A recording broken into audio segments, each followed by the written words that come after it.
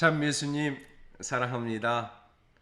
네, 함께 가톨릭 교회리서를 이렇게 함께 공부하면서 주님과 함께 있음을 기억하고 또 한편 우리에게는 이성이 있죠. 우리 지성을 통해서 얻을 수 있는 즉 공부는 우리의 이성을 통해서 신앙을 더 깊이 있게 가기 위한 것이라는 것을 미리 이렇게 받아들였으면 좋겠습니다.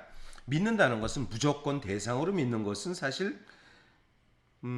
약간 뭐라 그럴까 그 인격적인 신이 아니라 대상의 신, 즉 만몬에 대한 우상이 바로 그 대상의 신입니다.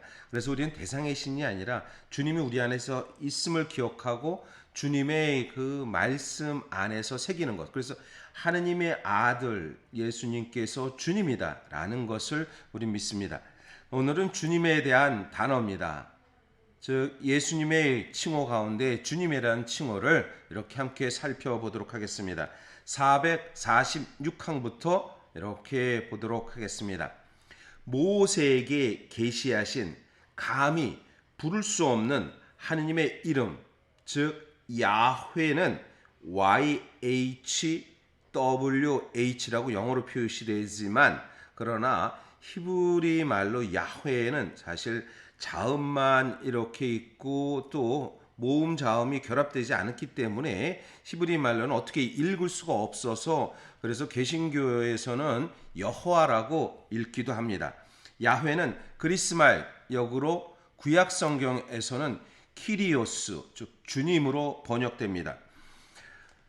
탈출기 3장 14절에 이렇게 14절부터 15절의 말씀을 한번 읽어보도록 하겠습니다. 하느님께서 모세에게 나는 있는 나다 하고 대답하시고 이어서 말씀하셨다. 왜냐하면 모세가 하느님께 아뢰입니다. 제가 이스라엘 자손들에게 가서 당신을 봤다고 하는데 어떻게 당신을 알려줄 수 있겠습니까? 바로 저에게 그분 이름이 무엇이오? 라고 물었을 때 뭐라고 대답하겠습니까? 라고 했을 때 바로 모세에게 나는 있는 나다라고 대답하고 또 이어서 말씀합니다. 너는 이스라엘 자손들에게 있는 나께서 나를 너에게 보내셨다 하여라. 하느님께서 다시 모세에게 말씀하셨다. 너는 이스라엘 자손들에게 너희 조상들의 하느님 곧 아브라함의 하느님, 이삭의 하느님, 야곱의 하느님이신 야훼께서 나를 너희에게 보내셨다 하여라. 이것이 영원히 불릴 나의 이름이며 이것이 대대로 기릴 나의 칭호다. 나는 있는 나다. I am who I am. 있는 존재자 그 자체다라고 말씀하시는 것입니다. 있는 나, 존재하는 그래서 그것이 야훼라는 이름을 그대로 이 그리스 말로는 키리오스, 주님으로 번역됩니다. 그때부터 주님이라는 칭호는 이스라엘의 하느님께서 지니신 신성까지도 가리키는 아주 자주 쓰이는 이름이 되었습니다. 신약 성경은 성부를 지칭할 때 이 주님이라는 이름을 사용할 뿐 아니라 동시에 예수님께도 똑같이 사용합니다. 예수님을 바로 하느님으로 고백하는 새로운 의미로 사용된다는 것이지요. 고린토 전서 2장 8절을 보면 이렇게 말씀합니다. 이 세상 우두머리들은 아무도 그 지혜를 깨닫지 못하였습니다. 그들이 깨달았더라면 영광의 주님을 십자가에 못 박지 않았을 것입니다.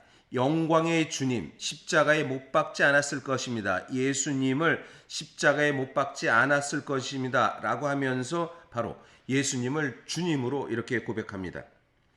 예수님께서는 몸소 시편 110편에 대해 바리사이들과 토론을 하면서 당신 자신 즉 당신을 주님으로 이렇게 암시적으로 자신에게 적용합니다.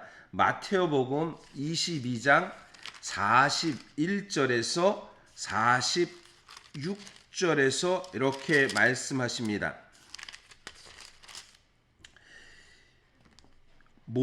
바리사이들이 모여들자 예수님께서 그들에게 물으셨다.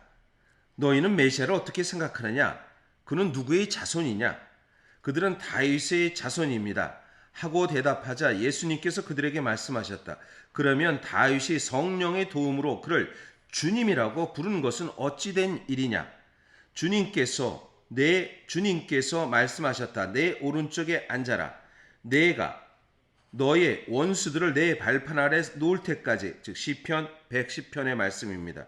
이렇게 다윗이 메시아를 주님이라고 부르는데 메시아가 어떻게 다윗의 자손이 될 수 있겠느냐라고 이렇게 서로 바리새인과 토론하면서 이 주님이라는, 즉 메시아를 주님, 예수님을 주님이라고 말하는 부분에서 이 바리새인들과 예수님 사이에서 논쟁이 있었다는 것입니다. 그러나 당신 제자들에게는 분명히 말씀하십니다. 공생활 동안 자연, 질병, 마귀, 죽음의 죄를 지배하신 예수님의 행위들은 바로 하느님의 주권을 증명합니다.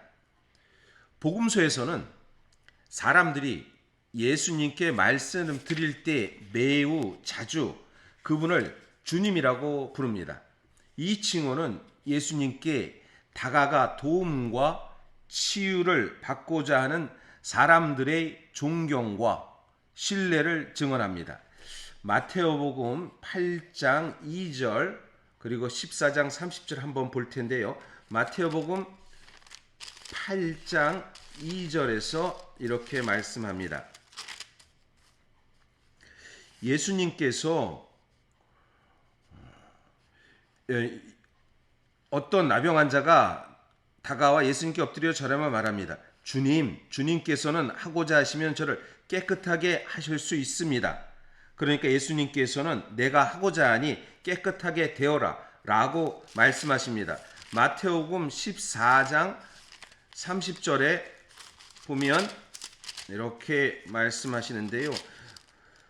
무리를 걷는 그 예수님에서 베드로에게 건너온 주님이시거든 저더러 무리를 걸어오라고 명령하십시오 라고 했을 때 예수님께서는 베드로에게 오너라 하시자 베드로가 물에서 내려 무리를 걸어 예수님께 갔습니다. 그러나 거센 바람이 일고 그걸 보고 두려워서 물에 빠져서 주님 저를 구해 주십시오 하고 소리를 지르게 됩니다. 주님 저를 구해 주십시오 라는 것에서 이 호칭은 제자들이 예수님께 부른 호칭이라는 것을 말씀합니다. 그래서 이 칭호는 성령의 작용으로 예수님의 하느님의 신비를 잘 드러내도록 이렇게 나타납니다. 루카복음 1장 43절에 하느님의 신비로 나오는데요.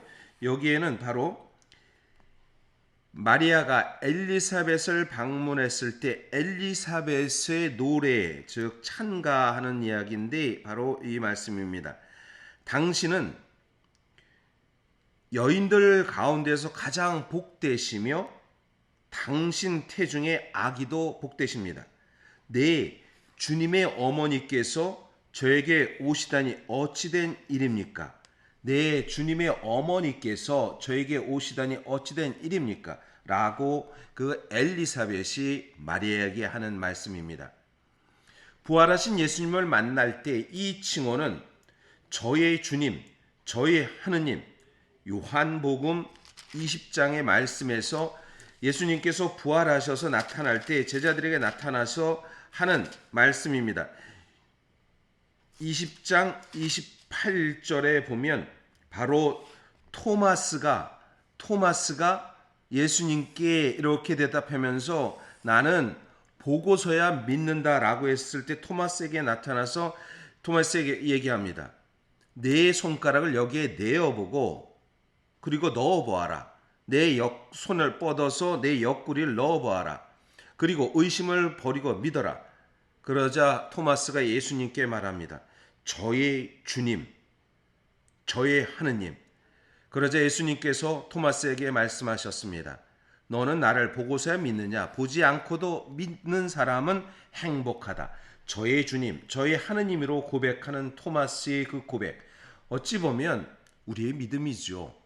보고 믿고자 하는 우리들이지만 그러나 보지 않고 믿는 이는 행복하다라는 것은 우리 주님께서 어떠한 대상으로 십자가 상으로 있는 그것이 아니라 마치 화려한 모습이 아니라 고통 속에서도 내 안에서 기쁨을 살 수 있도록 그것을 간직하는 마음이 바로 저의 주님, 저의 하느님이라고 고백하는 것입니다.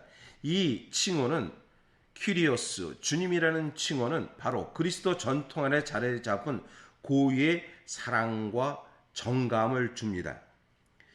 12제자들에게 나타나고 나중에 맨 마지막 요한복음 21장에서는 그 7제자들에게 나타나면서 바로 예수님께서 사랑하는 제자 베드로에게 말씀하십니다.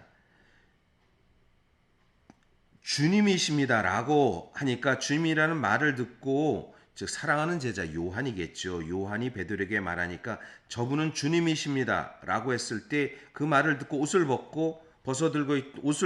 벗고 있던 베드로는 겉옷을 두르고 호수에 뛰어들어서 주님을 만나게 됩니다.